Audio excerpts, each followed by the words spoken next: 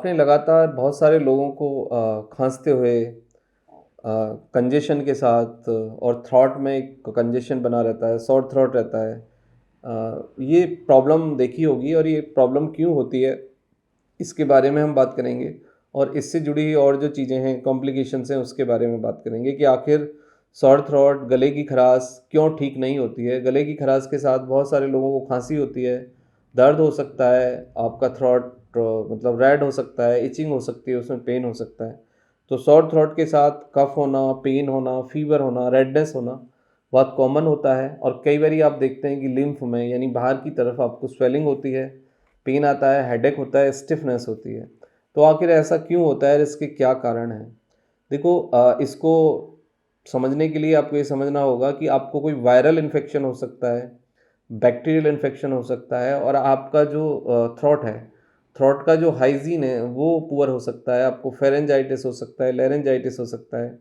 और एक acid reflex भी कुछ लोगों में देखा जाता है कि जो एसिड है वो फूड पाइप की तरफ रीच करता है, यानी कि चेस्ट में कंजेशन के साथ साथ एसिड चढ़ जाता है। और जब सुबह हम उठते हैं तो हैवीनेस लगता है, हमारी आवाज़ थोड़ी हैवी हो जाती है और साउंड काफ़ी मतलब हैवी और मतलब क्रैकिंग साउंड के रूप में आती है।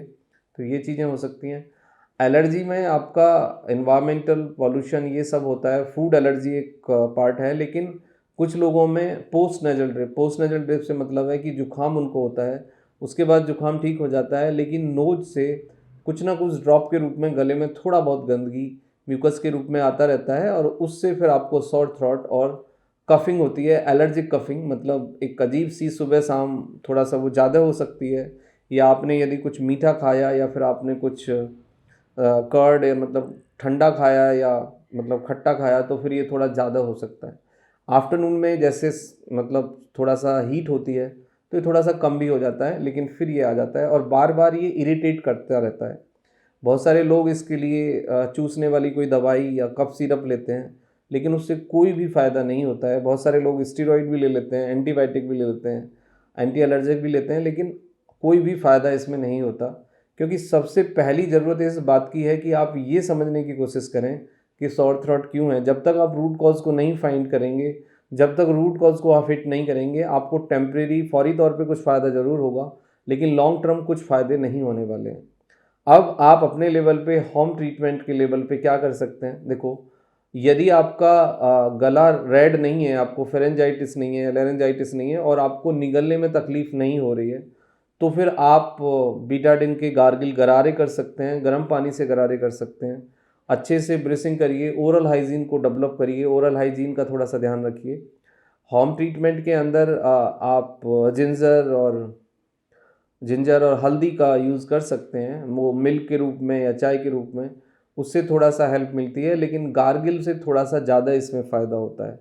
यदि आपको एसिड रिफ्लेक्स है, आपको कॉन्स्टिपेशन रहता है, पेट फूलता है, एसिड आपको ज़्यादा बनता है, खाना खाने के बाद हैवीनेस लगती है, वोमिट का फील होता है, और चेस्ट पे आप यदि कंजेशन फील करते हैं, तो फिर आप ये समझ लीजिए कि आपको जो सॉर थ्रॉट है वो एसिड रिफ्लेक्स के कारण है।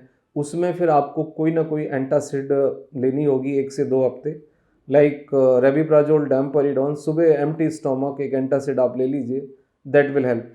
यदि गट के लेवल पे इंडाइजेशन है या कुछ और प्रॉब्लम है, तो फिर आपको प्रोबायोटिक लाइक वाइजिलैक या बेफिलैक 1 कैप्सूल डेली लेना होगा, दैट विल हेल्प।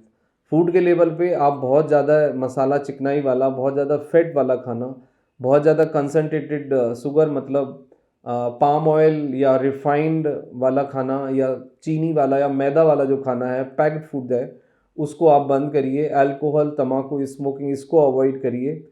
अब इसमें कोई मेडिकल ट्रीटमेंट की जहाँ तक बात है, तो मेडिकल ट्रीटमेंट यही है कि सॉर थ्रॉट के जो रूट कॉज है उसको देखना होगा। यदि बैक्टीरियल वायरल इन्फेक्शन है तो एंटीबायोटिक कुछ हद तक कुछ काम कर सकती है, लेकिन बैक्टीरियल या वायरल या फंगल नहीं है तो फिर आपको एंटासिड और एंटी एलर्जिक और गार्गिल करके ही आप इसको ट्रीट कर सकते हैं। तो फिर इसमें कुछ ज़्यादा एंटीबायोटिक या कुछ ज़्यादा चीज़ों की ज़रूरत नहीं है। लेकिन सॉर थ्रॉट यदि मोर देन 2 वीक्स हो गए हैं और आपने जो अपने लेवल पे जो चीज़ें की हैं उससे यदि आपको फ़ायदा नहीं हो रहा है, तो फिर आप एक बार फिजिशियन या ईएनटी फिजिशियन को विजिट करिए। उससे आपका गला चेक करने के बाद ही फिर ये समझ आएगा कि आपका रूट कॉज क्या है, बैक्टीरियल है, वायरल है, एलर्जिक है, साइनस के कारण है, एसिड रिफ्लक्स के कारण है, या फिर आपका ओरल हाइजीन इटसेल्फ है इशू, तो उसको देख के फिर आपको ट्रीटमेंट ऑफर किया जाएगा। Thank you very much and take care yourself.